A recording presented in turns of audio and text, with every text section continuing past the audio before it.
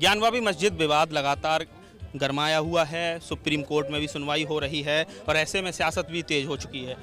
हमारे साथ हैं केंद्रीय मंत्री एसपी सिंह बघेल साहब। सर, अखिलेश यादव ने कल अयोध्या में कहा है कि इन्होंने रात में मूर्तियों को लाकर रख दिया। हमारे धर्म के कुछ लोग हैं, कहीं भी मंदिर बना देते हैं, कहीं भी झंडा लगा देते हैं। ये सारी चीज़ों को कैसे देखते हैं आप? ये उनको उन लोगों को कहना चाहिए थे जो 7वीं शताब्दी में जो धर्म बना है और 1192 में तराई के दूसरे युद्ध के बाद फिर गोरी उल्तुतमिश कुतुबुद्दीन ऐबक, रजिया, अलाउद्दीन खिलजी, मोहम्मद खिलजी, जलालुद्दीन खिलजी, फिरोज तुगलक, मोहम्मद तुगलक, गयासुद्दीन तुगलक के वंशजों को, सिकंदर लोदी, बहलोल लोदी, इब्राहिम लोदी के लोगों को और ख़ास तौर से औरंगजेब समर्थकों को, उनको अखिलेश को कहना चाहिए था कि वो चाहे जहाँ तोड़ ताड़ देते थे और कुछ भी बना लेते थे। भैया, वाराणसी जो है, काशी है, वो भगवान शिव द्वारा बनाई हुई बस्ती है। This is the oldest city of the on the earth.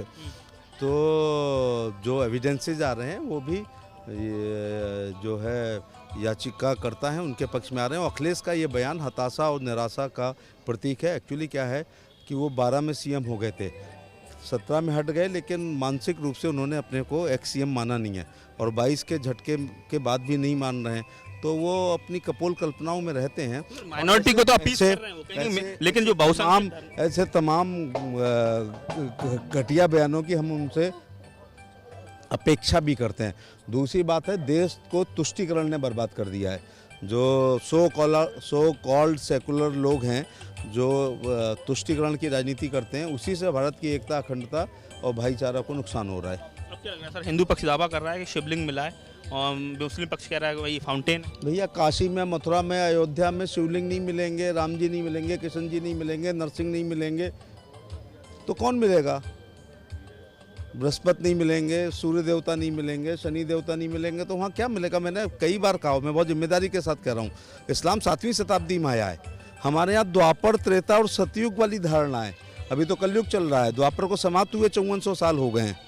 तो ये जो राम जी हैं, कृष्ण जी हैं या हमारे बाकी भगवान हैं, ये गुलशन नंदा, प्रेम वाजपेयी रानू, इब्ने सफ़ी बीए या जेम्स एडली चेज या आर्थर कनन डायल या शेक्सपियर, मिल्टन के पात्र नहीं हैं। ये सब हुए थे, हैं और हमेशा रहेंगे। अब मामला काशी के साथ साथ मथुरा में भी, उसमें भी आज एक मामले को लेकर सुनवाई चल रही है। भारत लग रहा है बीजेपी लोग कह रहे हैं कि जो विपक्ष कह रहा है कि इन मुद्दों को लेकर ज़्यादा हवा दे रही है। नहीं, बीजेपी 2024 बीजेपी 12 रुपये का बीमा करती है, 330 का बीमा करती है, आयुष्मान कार्ड देती है, गैस का सिलेंडर देती है, किसानों को 2-2 हज़ार की 3 किस्तें देती हैं, विधवा विकलांग वृद्धावस्था पेंशन देती है, बीजेपी उज्ज्वला का गैस सिलेंडर देती है। बीजेपी उसके साथ बेरोजगारी काशी में और मथुरा में और अयोध्या में जो घटनाएं होती हैं या जो अतिक्रमण है उनके बारे में भी बात करती है।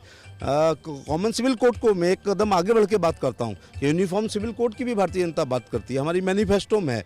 और मैनिफेस्टो किसी भी पार्टी के लिए उतना ही पवित्र होना चाहिए जितना हिंदुओं के लिए रामायण और मुस्लिम्स के लिए कुरान शरीफ और क्रिश्चियंस के लिए बाइबल है और गुरु ग्रंथ साहब हमारे सिख भाइयों के लिए। हमारे तमाम नेता कह रहे हैं कि महंगाई के मुद्दे बात नहीं हो रही, बेरोजगारी के मुद्दे बात नहीं हो रही, जो हिंदू माइथोलॉजी से जुड़े हुए सेंटिमेंटल इश्यूज हैं उनको बड़ा चढ़ाकर पेश किया जा रहा है। उन पर ही अकेली राजनीति नहीं हो रही है।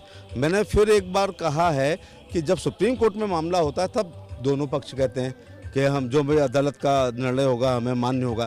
तारीफ तो तब है जब वाराणसी की सिविल कोर्ट अगर कोई फैसला करती है तो उसको मान्य करना चाहिए। और हमारा संविधान ये कहता है किसी भी व्यक्ति को अगर कहीं पर भी अन्याय, अत्याचार, शोषण, डिस्क्रिमिनेटिव नज़र आती है वो रिट कर सकता है और रिट तथ्यों के आधार पर अगर माननीय कोर्ट समझती है तो उसको स्वीकार करती है अथवा अस्वीकार करती है।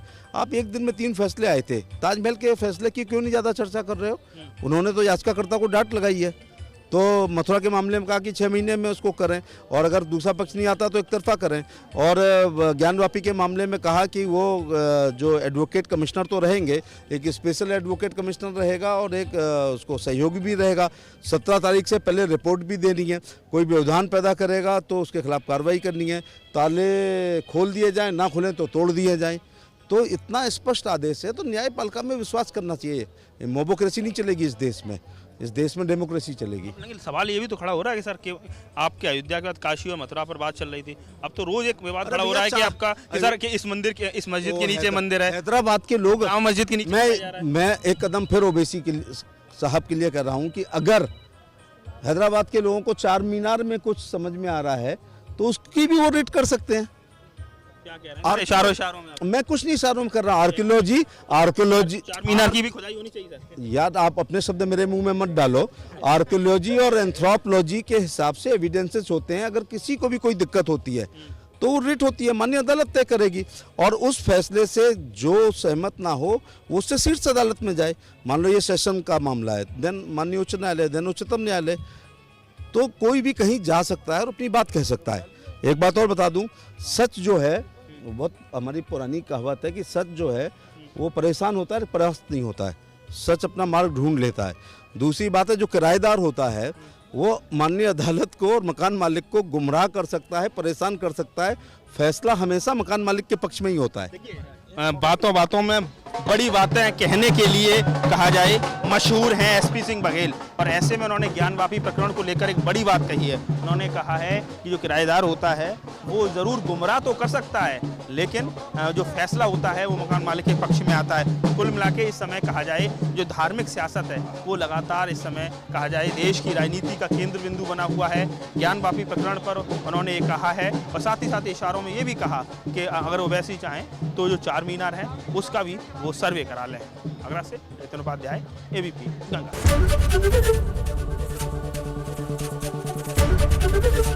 एबीपी गंगा, खबर आपकी, जुबान आपकी।